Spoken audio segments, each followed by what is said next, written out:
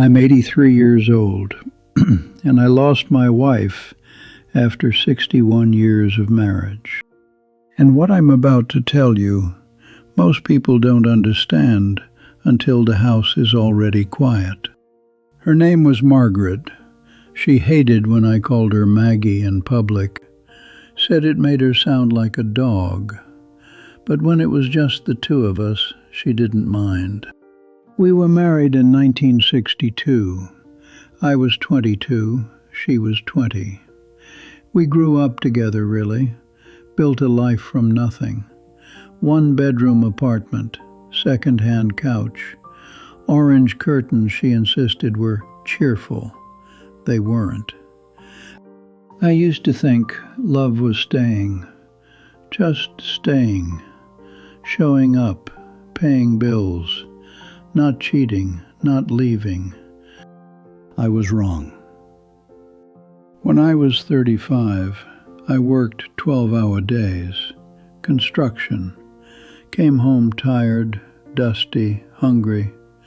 She'd start telling me about her day, the kids, the neighbor, something small. I'd nod, half listening, thinking about work. At 45, I was chasing promotions, overtime, bigger projects. I told myself I was doing it for the family. That's what men did, provide. She'd ask, "Can we sit outside for a bit?" I'd say, "Maybe tomorrow. I'm exhausted." Tomorrow became years. At 52, we took our first real vacation. She wanted to walk on the beach at sunrise. I complained about the sand in my shoes. It seemed normal at the time. Everyone we knew lived like that. Work first, rest later. Love assumed. Here's the surprising truth no one warns you about. Neglect doesn't feel like neglect while you're doing it. It feels responsible. The turning point came when I was 79. She had been sick for a while. Nothing dramatic at first, just tired more often. Doctor visits, medications on the kitchen counter. One evening she was sitting at the table, light from the window hitting her hair.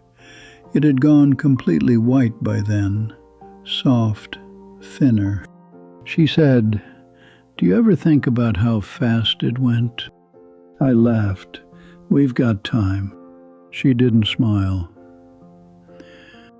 3 years later, I was sitting in a hospital chair that was too small for my back, holding her hand while the machines made that steady, indifferent sound. Beep, beep, beep, and then they stopped. I remember the exact smell of that room. Antiseptic, plastic, and something else. Final. I didn't cry right away. I just felt hollow. Here's the part that will break you. After she was gone, I started noticing things. The indentation on her side of the mattress. The way the house echoed differently without her voice. The garden she used to tend. I found her gloves still tucked inside a clay pot, dirt stiff on the fingers. And then it hit me. Love is not staying. Love is attention. Not just being in the same room, being there, fully. I thought providing was enough. Paying the mortgage, keeping food on the table, fixing what was broken. But what she needed was simpler. Sit with me, listen to me, walk with me. Not tomorrow, not after the promotion, now. The memorable line I need you to hear is this: the small moments are the marriage. Not anniversaries, not vacations, Tuesday evenings, random conversations, her asking about nothing, That's the marriage. I had a moment of vulnerability about 6 months after she passed. I was in the grocery store, reached automatically for her favorite tea, chamomile with honey. Then I stood there in the aisle, holding a box no one would drink, and I cried.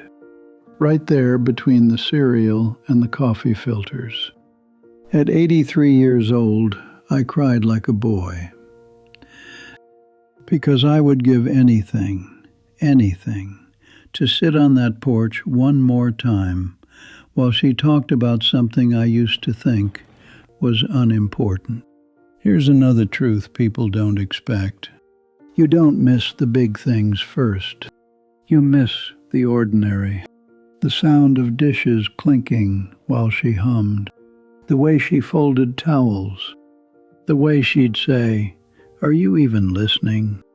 And sometimes I wasn't. That's the regret. Not betrayal, not scandal, just absence while present. If you're married right now, or with someone you love, I want you to test something. Tonight, when they speak, put the phone down. Look at their face. Notice the lines near their eyes, the way their voice rises when they're excited. Sit 10 extra minutes. Ask one more question. Don't assume there's time, because time is the one thing you never feel running out until it's gone. I used to believe love was proven in decades. Now I know it's proven in minutes, minute by minute, attention by attention. I'm 83 now. The house is quiet, too quiet. I sit in the same chair every evening around 7:30. That used to be when she'd ask if I wanted tea. Sometimes I still look toward the kitchen without thinking. The cruel thing about loss is that your habits survive longer than the person. If I could go back, I wouldn't change the house we bought or the jobs I worked. I would change the evenings. I would change how often I said, "just a second."